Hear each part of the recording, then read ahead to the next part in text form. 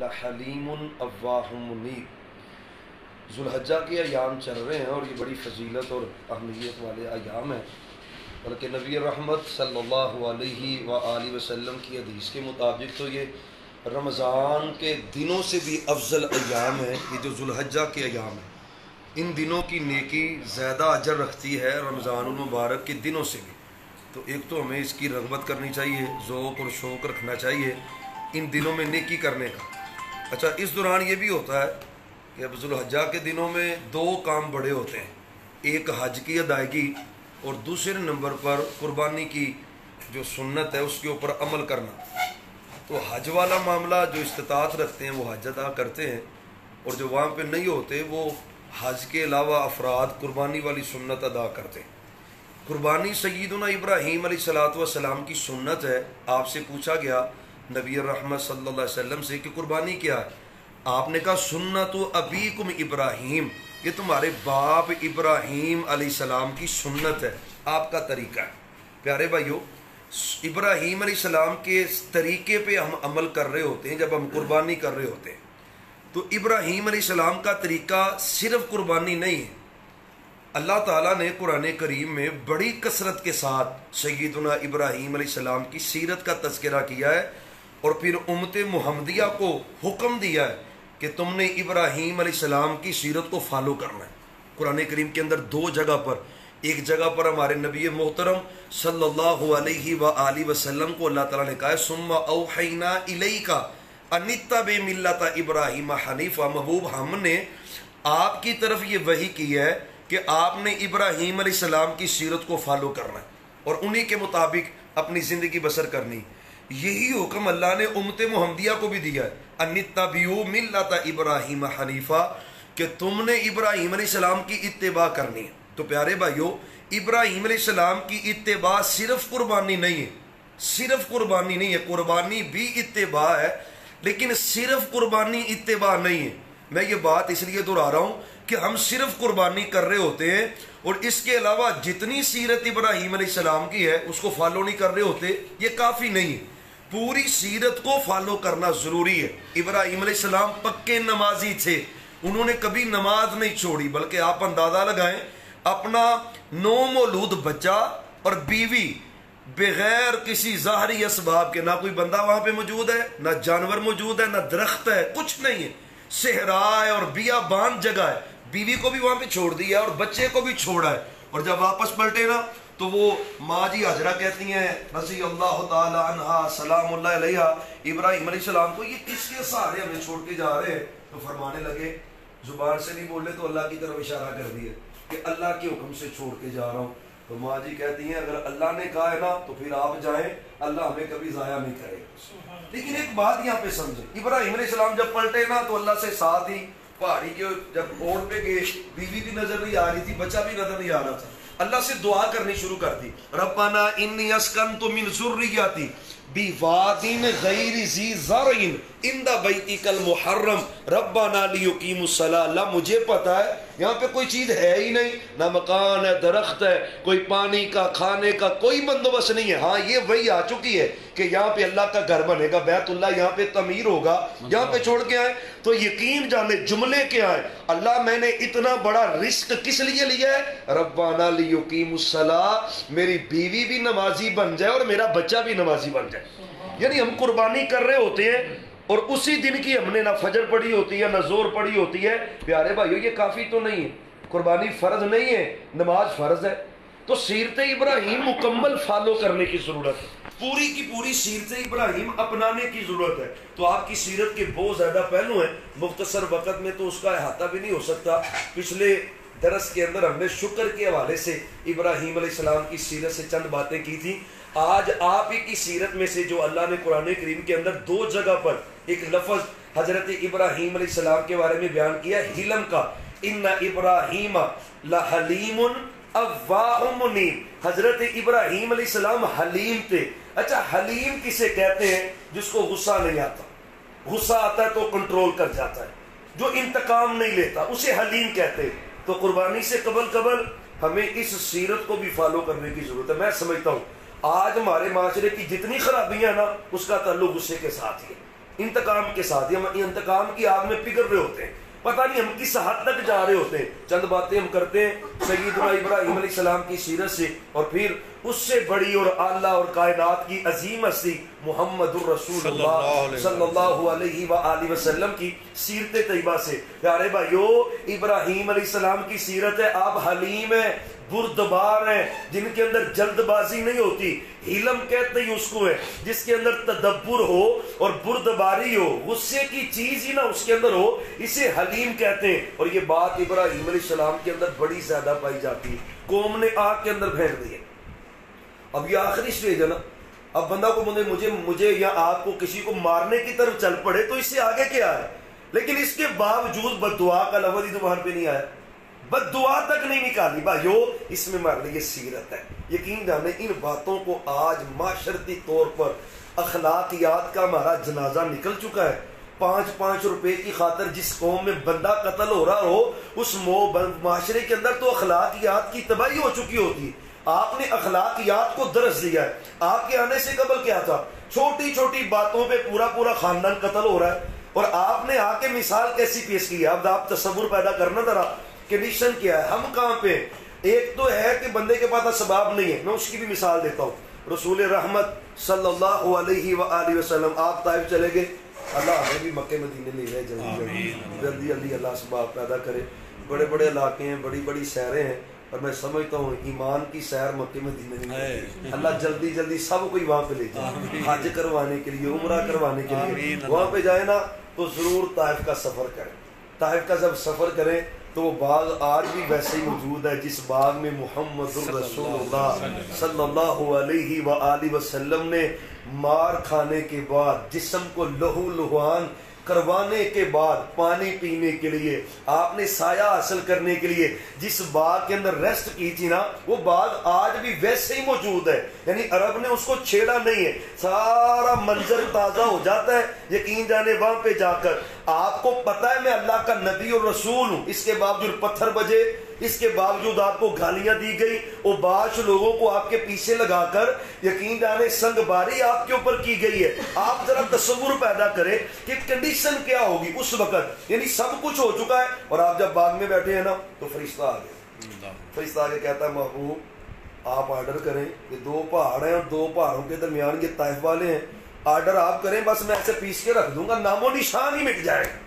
اور بھائیو، حلم کسے کہتے؟ خدا را اپنے گھروں میں امن چاہتے ہو، حلم پیدا کریں، دوستوں میں عزت چاہتے ہیں، حلم پیدا کریں، برادریوں میں عزت چاہتے ہیں، حلم پیدا کریں، اپنے دفتروں میں، معاشرے میں عزت، حلم اس کا سبب ہے۔ اور جو عظیم لوگ ہوتے ہیں وہ جلد باز نہیں ہوتے، ان کو غصے نہیں آتے، غصے میں انتقام کی آگ میں وہ بھڑکتے نہیں ہیں۔ یعنی آپ کہہ سکتے ہیں یار اسباب نہیں تھے اس وقت، تو آپ اکیلے تھے، چودھری ساری مخالف تھے، لیکن فرشتہ پیشکش کر رہا ہے کہ آپ آرڈر کریں، ان کو پیس کے رکھ دیتے ہیں۔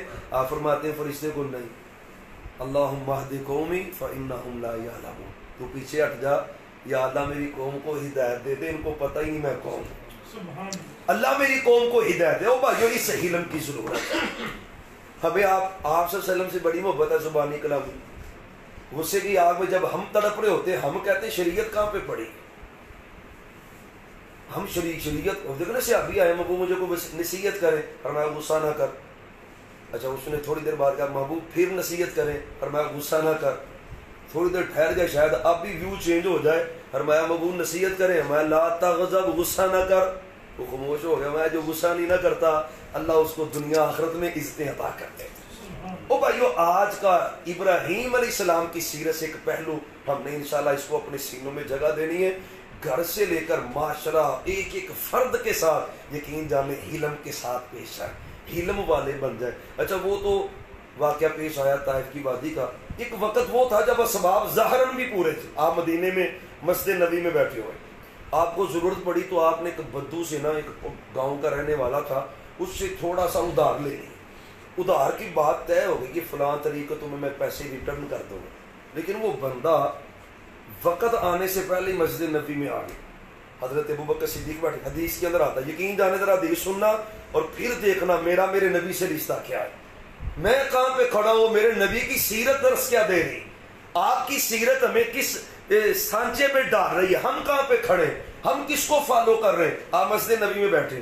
سیدنا ابوبکر صدیق، حضرت عمر، عثمان، علی رضوان اللہ علیہ مجمعین سب بیٹھے، آپ صلی اللہ علیہ وسلم کو وہ آیا بندہ، اس نے کہا میرے پیسے نکالے، آپ فرماتے ہیں ابھی تیرا وقت نہیں ہوا، تیرا وعدہ جو ہے نا ابھی تو اس میں وقت باقی ہے۔ اس نے کہا نہیں مجھے ابھی پیسے چاہیے، ابھی پیسے چاہیے۔ آپ فرماتے ہیں تیرا ابھی وقت باقی ہے، پیسے ابھی تیرے، جب میں نے تیرے ساتھ جو وعدہ کیا ابھی وہ وقت نہیں آیا۔ اس نے کہا نہیں، اپنی چادر اتار کے نا آپ صلی اللہ علیہ وسلم کے گلے مبارک میں ڈال دو، گلے میں ڈال کے پھر اس کو گھمانا شروع کر رہا ہے، پیش دے رہا ہے۔ صحابہ کہتے ہیں ہم نے دیکھا آپ کی آنکھیں مبارک زرد ہونی شروع ہو گئی، تلوار میان سے باہر نکلی، صحابی وہ خبردار ٹھہر جا، اس کا حق ہے لیکن یہ زیادتی کر رہا ہے۔ حلم کسے کہتے ہیں؟ ہمیں آپ سے محبت بھی بڑی ہے اور مجھے کوئی بس کوئی غصے سے دیکھ جائے اور میں اس کی زندگی نہ عذاب بنا دوں، میں سمجھتا ہوں مجھے کس نے کہنا یار یہ پاور رکھتا ہے۔ تلواریں صحابہ کے پاس پڑی، اور پیارے بھائیو اللہ کی قسم اخلاقیات کی ضرورت ہے، اہم ترین تقاضا آج کا یہ، ہمیں اخلاقیات کی اہمیت کا پتہ ہی نہیں ہے، اس کی اہمیت کس قدر زیادہ ہے۔ آپ نے دین بھی پھیلایا ہے تو اخلاق کے ذریعے اپنایا، اس حلم کے ذریعے اپنایا، اس نے نا اور پیچ دیے۔ صحابہ کہتے ہیں آپ کے چہرے کا رنگ بھی بدل گیا، اب کسی کا گلا تو بائیں تو اس کی آنکھیں تو باہر آئیں گی، صحابہ کہتے ہیں آپ کی آنکھیں بھی باہر کو آنی شروع ہو گئی، اس قدر پیچ دیا اس نے، گھمایا اس نے۔ صحابہ پھر آگے بڑھے، آپ نے حکم دے دیا، اور جب آرڈر آپ کا آ گیا صحابہ خاموش ہو گئے۔ جب اس کا غصہ ٹھنڈا ہوا نا، آپ نے اس کو پھر کہا تیرا حق ہے مجھ سے پوچھنے کا پر تم زیادتی کر رہے ہو، یقین جانیے صحیح بخاری کی حدیث ہے۔ صحابہ کہتے ہیں ہم بیٹھے ہوئے تھے، وہ اس کی فرقی گھومی، بھئی میں کہاں پہ کھڑا ہوں، کہاں پہ کھڑا ہوں، تلواریں ان کے پاس ہے اور ایک جھٹکا لگے میری گردن اتر جائے، لیکن آپ کہہ رہے ہیں نہیں بھی اس کو کچھ بھی نہیں کہنا، لمحہ نہیں گزرا۔ اس نے کہا محبوب آپ کے سچے نبی ہونے میں کوئی شک ہی نہیں ہے، مجھے کلمہ پڑھا کے مسلمان کر دیا۔ او بھائیو یہ علم ہے، خدا را یہ علم ہے، اللہ یہ چاہ رہا ہے۔ اچھا ایک اور مثال دیتا ہوں آپ، اللہ تعالیٰ ہمارے دلوں میں علم پیدا کر۔ ابراہیم علیہ السلام کی دو جگہ پہ سیر، ایک سورہ توبہ میں ایک سورہ ہود کے اندر، آیت نمبر 75 میں اللہ کہتے ہیں میرے ابراہیم حلم والے سے، حلیم تھے بہت زیادہ، جانی دشمنوں کے بارے میں بھی نہیں وہ سوچتے کہ ان کا نقصان، کبھی نہیں سوچا۔ اب لوط علیہ السلام کی قوم پہ عذاب دینے کے لیے فرشتے آئے ہیں، تو ان سے پہلے وہ ابراہیم علیہ السلام کے پاس آگے بیٹے اسحاق کی خوشخبری دینے کے لیے، فلما جاءت رسلنا ابراہیم بالبشرى قالوا سلاما قال سلام فما لبث ان جاء بعجل حنیذ۔ حضرت ابراہیم علیہ السلام نے پوچھا بھی کدھر، بیٹے کی خوشخبری دینے کے لیے آیا، اچھا اس کے بعد کہاں پہ جانا ہے؟ اللہ نے آرڈر دیا ہے قوم لوط کو ہم نے آج تباہ کرنا ہے۔ یقین جاننے رنجیدہ ہو گئے، غمگین ہو گئے، فرمایا نہ ان کو تباہ نہ کرنا، ان کو تباہ نہ کرنا۔ یہ کس چیز کی علامت ہے؟ حالانکہ وہ دشمن ہے اللہ کے، بغاوت و نافرمانی میں حد کو پہنچ چکے ہیں، لیکن حلم اتنا زیادہ ہے دشمن کا بھی نقصان نہیں چاہ رہے ابراہیم علیہ السلام۔ اور یہی مثال پیش کی ہے محمد الرسول اللہ صلی اللہ علیہ وسلم۔ مکہ فتح ہو گیا نا، اب مکہ جب فتح ہوا تو 8 سال کے بعد آپ مکے میں آئے، 8 سال کے بعد میرے نبی کے اپنے ہی گھر سے ان مشرکین مکہ نے ظلم و ستم کر کے آپ کو نکالا ہے۔ کائنات کی سب سے عظیم جگہ بیت اللہ ہے، اس کی قرب سے انہوں نے آپ کو محروم کیا، نکال دیا۔ حضرت بلال پہ تشدد ہے، صحابہ پہ تشدد ہے، صحابہ کو سب زخم یاد ہے۔ جب مکہ فتح ہو رہا ہے نا، 10,000 کا لشکر آپ کے ساتھ ہے، اور مکے والے بھی سمجھ گئے بھی مقابلہ نہیں ہو سکتا۔ اب پتہ کہ صحابہ باز کہہ رہے تھے ذالک یوم الملاحم، آج بدلے لینے کا دن ہے، آج ہم نے بدلے لینے ہیں۔ صاحب کا سارے ریکارڈ یاد ہے، اس جگہ پہ حضرت بلال کو کوڑے بج رہے ہیں، یہاں پہ تپتی ریت پہ حضرت سمیہ کے بدن کے 2 ٹکڑے کر دیے، یعنی سب ظلم صحابہ کو یاد ہے۔ ذالک یوم الملاحم، مشرکین مکہ کے پاس سے گزرتے تو کہتے آج بدلے کا دن ہے۔ ایک کافر نہ ان میں سے رسول اکرم صلی اللہ علیہ وسلم کے پاس آئے اور آ کے محبوب کو کہتا محبوب آپ کے صحابہ تو یہ اعلان کر رہے ہیں کہ آج بدلے کا دن ہے، آج انتقام لیا جائے گا، ایسے ہی ہے؟ آپ فرماتے ہیں ایسے نہیں ہے، ذالک یوم العفو والغفران، آج تو معاف کرنے کا دن ہے، آج تو درگزر کرنے کا دن ہے، اختیار سارا ہے، پاور پوری ہے، لمحہ نہیں لگے گا، کوئی کافر آ کے بول نہیں سکتا کوئی گفتگو نہیں کر سکتا، سب کی پاور ختم ہے، سرنڈر کر دیا سب نے۔ یقین جانے میرے نبی کا ایسا کریمانہ جملہ ہے، آپ نے سب کافر سامنے جمع ہے نا، ان کے سارے ریکارڈ بھی یاد ہیں، کس نے کس موقع پہ میرے نبی کو کیا کہا، کیا کیا جملے کسے۔ آپ نے پوچھا مجھے کیسا سمجھتے ہو، کیا سمجھتے ہو، آج میں کیا کروں گا؟ انہوں نے کہا کریم کا بیٹا کریم ہے، عزت والے کا بیٹا عزت والا ہے، آپ سے امید تو عزت کی اور خیر کی ہو سکتی ہے۔ آپ فرماتے ہیں اذهبوا انتم الطلقاء لا تثریب علیکم اليوم، جاؤ تم سارے ہی آزاد ہو، اور میں تمہیں تمہارے وہ ظلم بھی یاد نہیں کروانا چاہتا جو تم نے مجھ پہ اور میرے صحابہ پہ کیے، جاؤ میں نے تم سب کو آزاد کر دی۔ رزلٹ کیا نکلا ہے؟ سب نے پڑھا ہے اشہد ان لا الہ الا اللہ وان محمد صلی اللہ علیہ وسلم۔ بھائیو حلم کی ضرورت ہے، یقین جانے ابراہیم علیہ جانور کی گردن پہ چھری چلانے سے قبل حلم اپنائے، بہت سی خوبیوں ان میں سے کہ حلم اہم ترین خوبی ہے جو ابراہیم علیہ السلام کی اللہ تعالیٰ نے بار بار بیان کی، اور پھر صحابہ کی تربیت بھی آپ نے ایسی کی۔ لونڈی ہے، وہ برتن میں سالن لے کے جا رہی ہے، حضرت حسن رضی اللہ تعالیٰ عنہ اہل بیت ہے نا، اور اہل بیت کی تربیت بھی سچے پیغمبر نے کی ہے نا، پیغمبر کی حال ہو تو پھر نمونہ ہی ہوتا ہے نا، ویل ڈریس سے ویل ڈریس۔ وہ لونڈی آئی برتن میں سالن ہے اور وہ ٹھیڈا لگا یا کوئی مسئلہ بنا، کوئی اڑکن آئی تو سارا سالن کپڑوں پہ دیا، شدید غصہ آیا حضرت حسن رضی اللہ تعالیٰ عنہ کو۔ اس لونڈی نے جب دیکھا نا کہ حضرت حسن کو غصہ آ گیا، اس نے کہا وَالْكَاظِمِينَ الْغَيْظَ وَالْعَافِينَ عَنِ النَّاسِ، قرآن کی آیت پڑھی کہ مومن وہ ہوتا ہے جو غصے کو پی جاتا ہے، مومن وہ ہوتا ہے جو درگزر کر دیتا ہے۔ یقین جانے اسی موقع پہ حضرت حسن نے مسکرانا شروع کر دیا، وہ کہا وَالْعَافِينَ عَنِ النَّاسِ، مومن وہ ہوتا ہے جو درگزر کر دیتا ہے۔ آپ فرماتے ہیں جا میں نے تجھے معاف بھی کر دیا۔ اس سے بڑھ کر پڑھا ہے، مومن تو اللہ کی رحمتوں سے سخاوت کرتا ہے، اور میں لونڈی کل تک تو لونڈی تھی، جا میں نے تجھے آج آزاد بھی کر دیا۔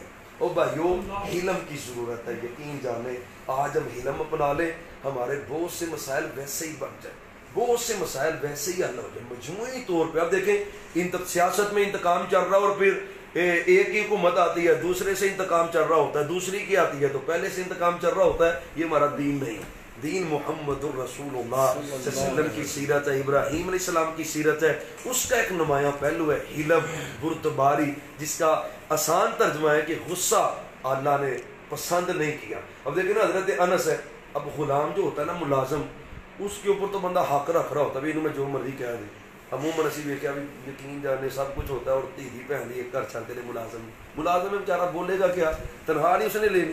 یقین جانے حضرت انس کہتے ہیں میں رسول اللہ کا ملازم تھا، خادم تھا، ایک دن پیالہ ہاتھ میں پکڑا تو ہاتھ سے گرا اور ٹوٹ گیا، فراوانی بھی نہیں، برتن بھی بڑی مشکل سے ملتے، گرا، کہتے ہیں بس مجھے یہ تھا آج تے خیر ہی کوئی نہیں، خیر ہی کوئی نہیں، آج نہیں بچت ہوگی۔ کہتے میں نے چہرہ اٹھایا محبوب کے چہرہ پر انوار کو دیکھا تو محبوب مسکرا رہے تھے۔ آپ فرماتے تھے انس پھر کیا ہوگا، کوئی بات نہیں، ٹوٹ گیا تو پھر کیا ہوگا، غلام ہے، لیکن آپ کا حلم کیسا ہے؟ بھائیو اس حلم کی ضرورت ہے، گھر سے لے کر باہر ایک ایک مقام پر حلم کی ضرورت ہے۔ اللہ نے اس کی بڑی تاکید بیان کی ہے، اللہ اس کو پسند بھی بڑا کرتا ہے۔ ایک حدیث بیان کریں اور بات ختم کرتے ہیں۔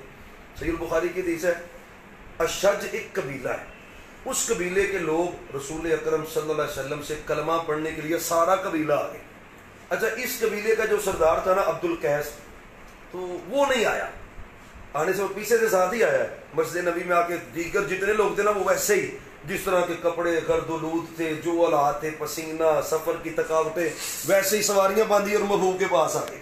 جو قوم کا سربراہ تھا نا اشج عبد القیس اس کا نام ہے، وہ سیدھا گیا، پوچھ کر بھی میں نے رس کہاں پہ کرنا ہے، اس نے پہلے غسل کیا، کپڑے چینج کیے، بالوں میں کنگھی کی، ویل ڈریس ہوا، محبوب کی جب محفل میں آیا نا تو آپ کو پتہ تو لگ گیا بھی بادشاہ ان کا سردار ان کا پیچھے آ رہا ہے، یہ آگے ہیں۔ آپ فرماتے ہیں شج عبد القیس ان فیک خصلتین، تیرے اندر دو خوبیاں ایسی ہیں جن کو اللہ بڑا ہی پسند کرتا ہے، تیرے اندر دو خوبیاں ایسی ہیں جن کو اللہ کا رسول بھی پسند کرتا ہے۔ بھائیو کیسی پیاری بات ہے، یعنی وہ خوبی کیا ہے؟ فرمایا الحلم والاناد، ایک تیرے اندر جلد بازی نہیں ہے، اور ایک تیرے اندر غصے والی بات نہیں ہے، تو بڑا حلیم ہے۔ پیارے بھائیوں پتہ چلا ہے یہ حلم والی جو خوبی ہے نا، اس سے اللہ بڑی محبت کرتا ہے۔ تو یقیناً گھروں میں بھی معاملات بن جاتے ہیں، بیوی کا معاملہ، بچوں کا معاملہ، غصہ چھوڑیں اللہ کی رضا کے لیے، پھر دیکھیں اللہ اس کے بدلے رحمتیں کیسی نازل کرتا ہے۔ اللہ یہ جو خوبی حلم والی ہے نا، اس کو اللہ میں اپنانے کی توفیق عطا فرمائے۔ وما توفیقی